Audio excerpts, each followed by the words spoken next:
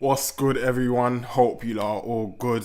Now, don't get it twisted, man. This review or me talking about this game would have come much sooner, but I had a couple things that I had to sort out. But I know you lot didn't think I'm going to leave you lot hanging and not drop nothing or not talk about this game after all the hype and everything we've been talking about beforehand. So that was always going to come.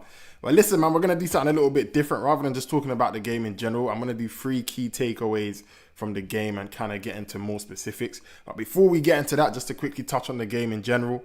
Hey, listen, man, Alonso got his first win. Let me just get the smiles out the way and at least be gassed for a bit before we get all analytical and all of that. Bro, we got our first win. More than anything, bro, I'm just happy. Give me the points. I'm taking that. I'm cool with that. Performance or what, I wasn't really fast. If you heard my reviews even before the game, previews before the game and me talking about in all the past videos, I already told you, early doors, don't be expecting perfect performances. Especially considering, again, this is something I've mentioned in a lot of the videos all pre-season, it all depends on our midfield. If our midfield isn't there and that's not sorted, don't ever be expecting some perfect performance anyway. That's always kind of been the case. So for me, just the fact that it was a situation where we got the points, we dug in, we got the result. There's obviously some certain takeaways and I'll get in general. But listen, I'm just happy to get that win under the belt. That's the kind of game for me. I feel like we would have fumbled last season, or the kind of games that we just haven't really won in the last year or two. So I think that was a big thing in itself. And I think I'm just happy to get that win. I'm happy that Chelsea are buzzing. Listen, there's nothing like a win on the first day. We're going to grow from this. We're going to perform way better than this. But getting that 3 points, digging deep, doing what we were supposed to do. Alonso just getting that first win. Just imagine we drew right now. Like the momentum and everything around the club would be so different. So yeah, I'm just happy to sort that. But yeah, man, like I said, let's get into it. 3 key takeaways from this Chelsea game. Key takeaway 1. Chelsea have match winners. And I already spoke about this and hinted towards this. But listen, there's nothing like seeing it live and direct in the face. For us to get into that game, bro, it weren't like we scored straight away anyway. And that just, this is what I meant when I said I want to feel that difference in feeling, bro. Like you just want to feel that difference in feeling. I tweeted on X about the game in 14-15, I think, right after Mourinho's second season when we obviously won the league. I'll never forget watching that first game against Burnley where Diego Costa scored, where Fabregas obviously got that assist to Schürrle, then Ivanovic scored after that. The change, the feeling, because if you remember watching in 13-14 the season before, Chelsea were a good team, but like Mourinho famously called it, we were like the little horse. We didn't really, you could tell that we weren't serious. It's like, obviously you could see there was potential there. I think we came third. We were even in the title race up until obviously, I remember we lost to Sunderland at home, mad irritating, ruined Mourinho's record. But that shift, bringing in Fabregas, bringing in Costa, like just that feeling of seriousness, that shift, you immediately felt it. And that's what kind of instilled belief in us for the whole season. And obviously, I think we were top of the league for the whole season from day 1 to 38, which should be talked about more in truth. But I felt that shift. And it's down to the fact, like I said, Chelsea have match winners. Chelsea's attack is serious. Morgan, Rogers, Palmer, João Pedro, the way these lot were combining off rip, you'd think they've been playing together for years. Immediately, all that came to my mind was just that Mane, Firmino, Salah feeling, where you're just like, yo, we got a dangerous front three. I love that the whole league was watching as well because it was a Monday night football. I feel like everyone around the league were just like, yeah, this is something you are going to have to watch out for. This is something to pay attention to. I love the fact that all 3 of our players scored. I think Palmer and Pedro both got assists as well. I love that these guys are providing for each other, etc. It was just beautiful. It was everything you could have hoped for. I said we got match winners. I said even if the performances aren't great, I'm looking to our match winners to get us through games. It's the reason why I'm not worried. I still think we'll pick up points because we've obviously been smart to add Rodgers to what we already had. You saw that straight away. And we just looked potent. We looked like killers. I've not felt that feeling from Chelsea in attack for such a long time. Like, I can't remember the last time I felt that feeling. I felt like that hit squad feeling we used to have back in the day with Hazard, Willian, Pedro and all of that, Costa, where it's like you just feel like every time we go on a counter or every time we attack, we're going to punish teams. And I don't know, there's just that silent feeling when a ball hits the net where you're just like, Chelsea away. That's a mad aesthetic in a way. Chelsea away games, I'm even glad that we played our first game away because that feels like how you show that you're serious in this league. But talking about a fluid attack and to obviously get into analysis for a little bit, something I've been talking about for a long time and the whole of last season, and anyone that knows my rhetoric on X will know, the reason why you saw this attack is because finally we have moved Enzo out the 10. I am one of the people that have been campaigning for the longest time. Get Enzo out of the left half space. Get Enzo out of the 10. I know a lot of people saw the GA. I know a lot of people saw the goals, the assists, etc. And that kind of blinded a lot of people. I actually used to compare it to like when Ronaldo would play up front in his latter years, like when maybe Ronaldo's like 35, 36.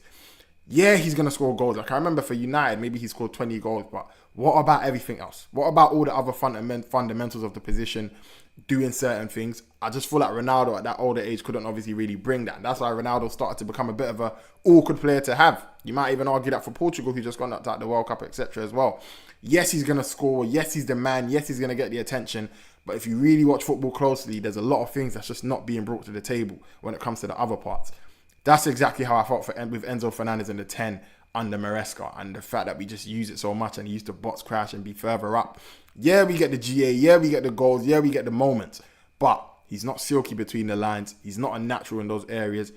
He's just not someone that you expect in those 10 areas. Think about how Palmer was just gliding, sliding, doing his thing in those positions. Or you think about the best players in the position that do that. Your David Silvas, your this, your that. Enzo's just never going to do that. And that's not his fault because it's not his game. But it was been really annoying for the last year or two for people to be pushing this idea or saying that Enzo's an attacking midfielder now.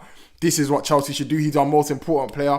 And I love Enzo. Anyone that knows me, I've been a big backer of Enzo. Well, obviously, I don't love him right now with the way he's behaving, I'm going to be honest. But I've been someone that's backed him. But it's always been as a player, more so than this usage.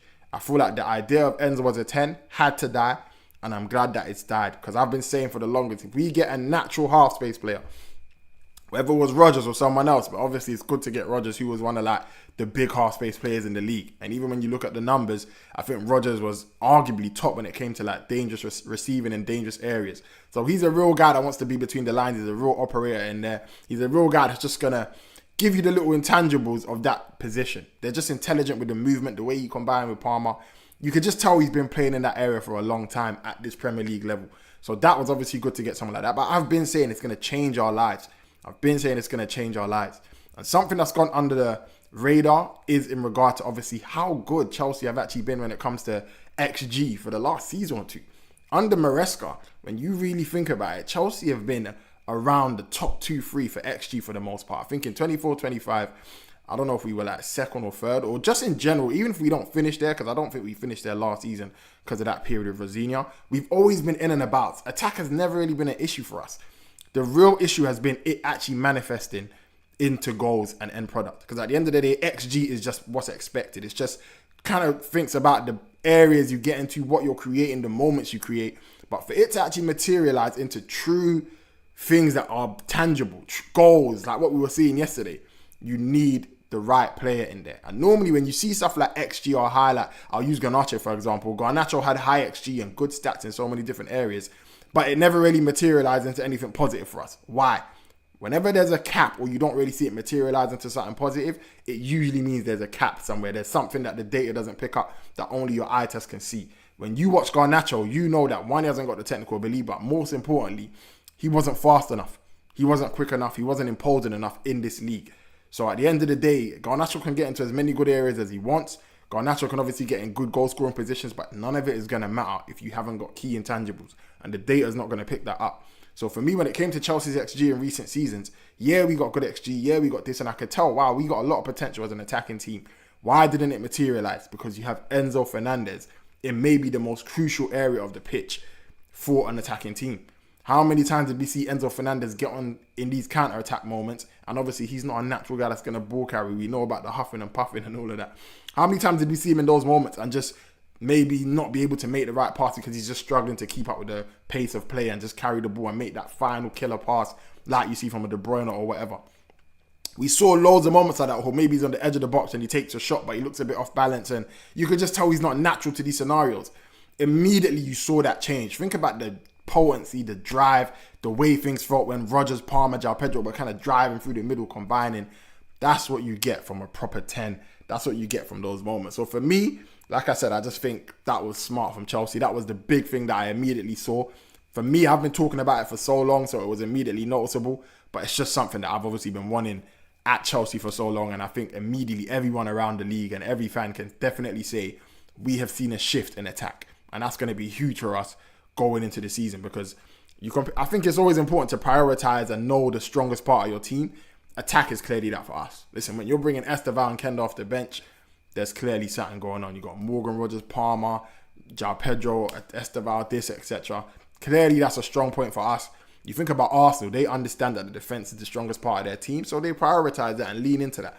I think we obviously have to do the same, and we clearly saw this is something we can build on. So that was my first key takeaway. Chelsea's attack, we got match winners. Our attack is going to be something to behold. Enzo 10 is finally done, and it's definitely something to pay attention to. Key takeaway 2, Alonso's willingness to be versatile. Alonso's willingness to be versatile and in his approach, etc. Now, I think we all know, and me included, I think everybody's obviously associated with possession football with Alonso and being this guy that's going to obviously look to dominate games and play a certain way. And that's definitely true. Don't get me wrong. I definitely think that's going to be a thing. Like I've mentioned before, Alonso's performance and how his team are going to operate is often very much down to the midfield. I think in midfield, there's a reason that Alonso wanted Xhaka. There's a reason Alonso wants controllers. There's a reason in preseason, as soon as Caicedo touched down, and I guess the best performances we've kind of seen in preseason were when we have 2 high-level kind of IQ players in there. Like I've said, it's the base of his system. So I'll tell you this from now. Whatever level you saw against Fulham, there's a whole other level to go to once Caicedo's back in that team. So I'll just get that out of the way now, so don't get it twisted when it comes to that. But something I did like and that we saw today, especially in this game against Fulham, not today, but against Fulham, it's this ability and willingness to just do different things and approach games in a very different way. And it's something that we saw from his Leverkusen team as well. I'm telling you, there would be moments that Leverkusen have maybe dominated possession, playing attacking football, doing what they do, obviously in the measured, controlled way, suffocating position. Then suddenly they get maybe 2-1 up and Alonso just goes into a 5-3-2, 5-2-3 low block or 5-3-2 and just sits and soaks up pressure and does stuff like that. Or he'd maybe go into a game and look to hit somebody in transition. Then the next game, again, they're trying to suffocate, dominate teams. The guy's a chameleon. The guy is serious. And I think there's a reason why this kind of excites me, because obviously when you think about how he performed, we didn't just kind of perform in the way you'd expect. Yes, were there moments where we kind of looked to dominate and do what we did? 100%. But I think we actually ended up with around 40% possession. So it just kind of, and we saw this against Milan even in pre-season. I don't think we had the most possession in that game. I think they even might have edged us in possession overall. I can't remember for sure. But you saw the fact that we still look potent. We're still able to hit teams. We're able to just do different things. We were hitting Fulham in transition. There will be moments where we're kind of suffocating them. There will be moments we were happy to kind of try to control the game with space. And I think that's an important thing, because obviously he's spoken about that before. You know what I mean? I've seen him in the interview with Leverkusen where he's spoken about the idea of, I'm happy to control the game with space, with the ball or without the ball. It's not just about controlling and dominating games with the ball. Listen, if you're a Mourinho baby, like we should all be as Chelsea fans, that was what Mourinho was the king of. There will be times that we have 35, whatever possession, but you feel comfortable at home. You're watching and it feels like we're always in control. We always got the other team at arm's length. Think about how many times we used to dominate and violate Arsenal. There was a reason that they didn't beat us for like 10, 11, 12 games. I can't remember how long it was, or Wenger to Mourinho, whatever. But that's so important. And I felt that from Alonso. And it just gave me the vibe and reminded me of how much of a Chelsea-coded manager Alonso is. It's easy to forget this is a guy that was coached by Benitez, coached by Mourinho. Obviously, he's got the Ancelotti and Guardiola side to him as well. But he does have that pragmatic feel to him that just feels Chelsea. That just feels a little bit like Tuchel. And when we talk about Tuchel, and even as far as Tuchel kind of being this pragmatic, versatile manager as well, think back to our Champions League run and think about how many different ways we played. I remember we played Atletico Madrid and Porto in that 2021 run. We absolutely dominated possession. Like, they didn't get a kick. Like, we completely suffocated them. They could barely touch the ball. Then we obviously end up facing Real Madrid. I think we faced Real Madrid and we literally played like prime Liverpool. The counter press was mad, super aggressive. Mount, Kante, just going ballistic, going ham. If you remember, they were going nuts. So that happened. And then we get to the final and then we kind of sit in and park the bus a little bit more. We were hitting City in transition. So we hit them with transition in the final. We were playing like a prime Liverpool team in the semis. Before that, we were playing like a prime Guardiola team in the quarterfinals and the last 16. It's that kind of versatility that I'm talking about, and that versatility I'm seeing from Alonso. And in many ways, it just feels like, obviously you think about the back three as well, it's almost like he's that modern day version of Tuchel that we wanted. If you think about how we sacked Tuchel, it didn't work out. Maybe it was good in the short term. Alonso almost feels like a long-term version in some ways. So yeah, man, I just think, obviously, I know Alonso's talked about that quote as well, where he said, we're just going to do whatever it takes. That's his philosophy. His philosophy is to do whatever it takes. And I think that's so impressive, because it definitely speaks to why his points per game tally going into this is so impressive. Like, if you think about his points per game for Real Madrid, even though we got sacked, really impressive. You think about it for Leverkusen, listen, they pretty much went invincible, so we don't even need to get into that. All of this just speaks to why it's so high. And I think we've got a real monster on our hands. And I'm looking at that, and I'm looking at his philosophy, and I'm looking at how ruthless and versatile he's willing to be, and just all the spots he's looking to cover. And I'm like, this looks like a points per game monster. This looks like the kind of guy that's going to be a real handful when it comes to league performance. So let's see. It's very exciting and very interesting. But yeah, man, that's my key takeaway number 2. Alonso's definitely versatile. He's definitely willing to approach the game in different ways. And I just think, obviously, we saw that against Fulham. We saw that for sure. Key takeaway 3. Alonso is here to instill culture. That is one of the biggest things that I can definitely straight away after watching that first game. If you think about last season under Rosenior, where it just all kind of was a mess and fell to shit. You think about under Maresca, even sometimes when we get the red cards, or even just in general, maybe you see some players not track back or do this and that. It's something that's been very frustrating. And immediately, the big difference I can see with Alonso immediately is standards. Wow, you can see the difference that, we finally got a real gaffer with aura, with respect, that's here to instill standards.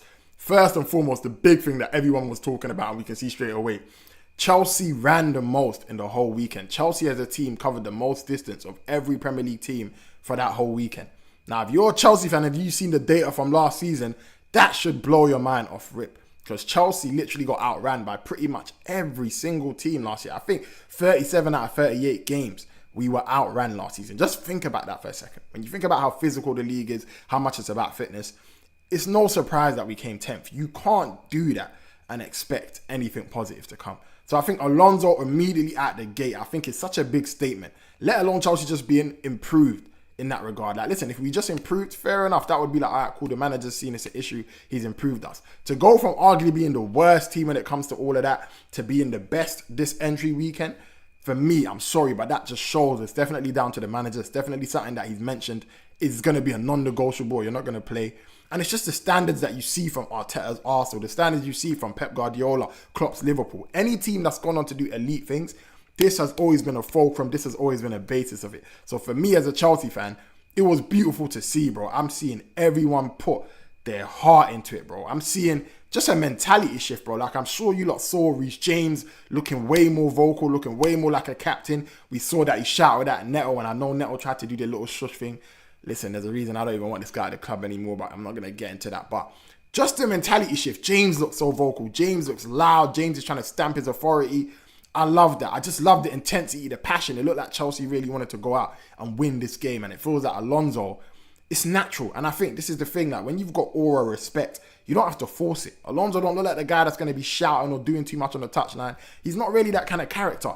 He gives me Ancelotti vibes where it's like, bro, I'm just really him. You just respect me naturally off the aura of who I am. And I think Alonso's CV as a player and manager speak for itself.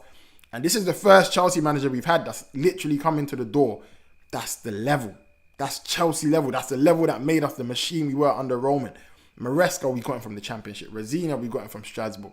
Potter and all these other men. Pochettino, like you said, he's never actually really won anything or done anything in England. That guy was a Tottenham manager, bro. That's Mr. Spursy. Alonso's the first coach under Clearlake that is, since Tuchel, that's levels, bro. That's really proved it. That's really done it. And for me, as someone that's watched many Chelsea managers over my life, I felt that immediately, bro. Like, I'm not going to lie to you. That was a big, big difference. And that meant a lot, bro. I can't lie to you, because that's the first thing you want to establish if you want to be a winning team. And I really got that vibe from him. And I just think, just in terms of a coach, we really got a coach on our hands. I even saw like a graphic talking about the distances after the game. And it's crazy, because when you think about how much rotations we were doing, and that's something to be excited about going forward for sure. The fluidity of rotations only going to get better. Like I said once, our midfield is there, and Caicedo brings that press resistance to IQ, and hopefully we get another midfielder to partner him, because let's see what's going to happen with Enzo. I think that was incredible for that graphic to be there, and the fact that the organisation was so clear-cut and so perfectly shaped and mapped out, even though there was so much rotation, just speaks to the level of coach we're dealing with and how organised he wants to be, how intense he is on the details. And you don't know me as a channel, as a person.